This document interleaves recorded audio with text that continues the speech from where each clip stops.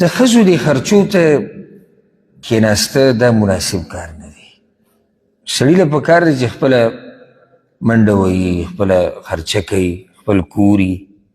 یعنې بیا به دا سوالونه کېږي چې دلته اجازت اخیستل لازم دی او که نه دی. او کیدای شي چې جګړه راشي، خبرې ترې راشي او په هغې کې ورته ووایي چې ته زما کور کې ناستې، نو څه به پاتې شي؟ یا دا چې تا خو دا اوس چې د کومې جامې اغوستې او څه چې خورې دا هم زما به پیسو دي، یا زما پاسبوکي زما د پلار پیسې دي چې هغه دغه سخر ته ډډه لګولي، که څه یې راکړو بیا صفت هم کې ښه سړی صحیح ده، ښه سړی به خو سړی د خپل عزت هم خیال ساتي. یو چا ته پرېوته او بیا هغه داسې رشته چې ښځه الله رب العزت ته په هغې اوچت کړی، ته یې پې زورور کړی، د دې د لاسه سړی بیا څه شي؟ کمزوری شي. زه دا نه یم چې د ټولو زنانو په نظر کې کومې دینداره زنانې د دې مسلې نه خبري ابه خبري سړیتوب وال چې اوس نه خبر نه بیا یا سړیتوب پکې نه، نو مزه به دا وکړي چې بیا د کور نه دې وشړي. دا یو ملګری راغلی و د جرمن نه، دا بعض هسې لګي د یوروپ صفت کې، یوروپ کې دا دی، یوروپ کې دغه دي، هسې دوی ته عجیبه ښکاري چې یاره دغه کافرانو دا بلکونه به ګوره څنګه کوي. هلته هغوی هسې په خوله باندې د زنانو د حقوقو باش ډېر کوي، اگر که هېڅ حق د زنانه نشته هلته. نو هغه ملګري ما ته خبره کوله، هسې د حالاتو مطابق لګیا و.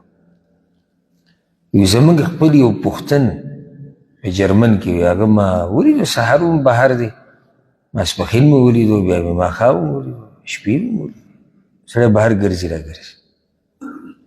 ویلې ما تپوس وکړي چې خیر خو دی بیمار یې څه مسله ده؟ وی ما ته ووایي چې ښځې له کور نه راویستی. هلته چې د ښځې له کور نه وویستو نو قانون دا دی چې ښځه به راضي کوي نو بیا به دې کور ته دننه پرېږدي. نو ما دا خو که دا قانون زموږ طرف ته ټول به بهر پراته وو، یو به بل ته ورټکو، بل به بل ته ورټکو. مزه به یې دا کړی تا ته ورټکل او هغه تا ته ویلې چې زه هم بهر یم. شریعت ډېر ښایسته دین دی زموږ د الحمدلله، چې چا سره کوم مقام مناسب دی هغه یې وله ورکړی دی. اوس د ښځې عقل کمزوری دی نو هغې له یې دا مشرتیا نه ده ورکړې، سړي عقل پوره دی نو هغه له یې دا مشرتیا ورکړې. نو کنې زموږ د دې ښځو سره څومره مسلې راځي، خو موږ یې داسې په اله اسانه کور نه نه شو نه طلاق ورکوو. په ټیم خبرې بیا ختمې شو. که د ښځو سره دا مسله په لاس کې وي نو اوس په مخه به یې شړلو او کله به یې طلاقولو او کله به یې راسره څه کول. الله حکیم ذات دی، په هر کار کې حکمت دی. او الله چې قرآن کې ویل دی الرجال قوامون علی النساء، چې سړي سرپرستان دي یا مشران د زنانو دي، هسې نه دي ویلي، په هغې کې حکمتونه دي. او دا خبره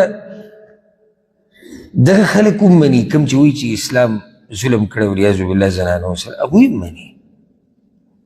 کابل اوس یو کس تصویر ورکړی و او ډېر ښایسته لیکلي پې کړي وو. هغه تصویر د یو ملک دی، په کوم ملک دی، په هغې کې یو نارینه چېرته ناست دی او دوکان ته ورغلی چاپ ته، کوم ځای کې چې خلک ویښته واړه کوي. نو بعضو علاقو کې په دې کې چې دی دا مخ هم صفا کوي، را صفا کوي او چاپي ولم کوي او هر څه کوي. نو بیا درې څلور زنانه لګیا دي دې سړي خدمت کوي، څوک وله چې دی نوکونه واړه کوي او څوک وله ویښته واړه کوي او څوک وله څه کوي څوک څه کوي. لیکل هغه دا ورکړي وي دوی دا ازادي غواړي د ښځې دا حق. یو ښځه لګیا د پردي سړي له نوکونه واړه کوي او پردي سړي له ویښته واړه کوي او پردی سړی چاپي کوي. د ذلت ته وګوره. او چې کله موږ ووایو چې نه ښځه عزتمنه ده، هغه به په کور کې ناست دی، دغه خاوند به وله ګټي، دا رور به وله راوړي، دا پلار به وله راوړي، د ضرورت دپاره د وزي راوځي، نو موږ ته وایي نه تاسو ظلم کوئ.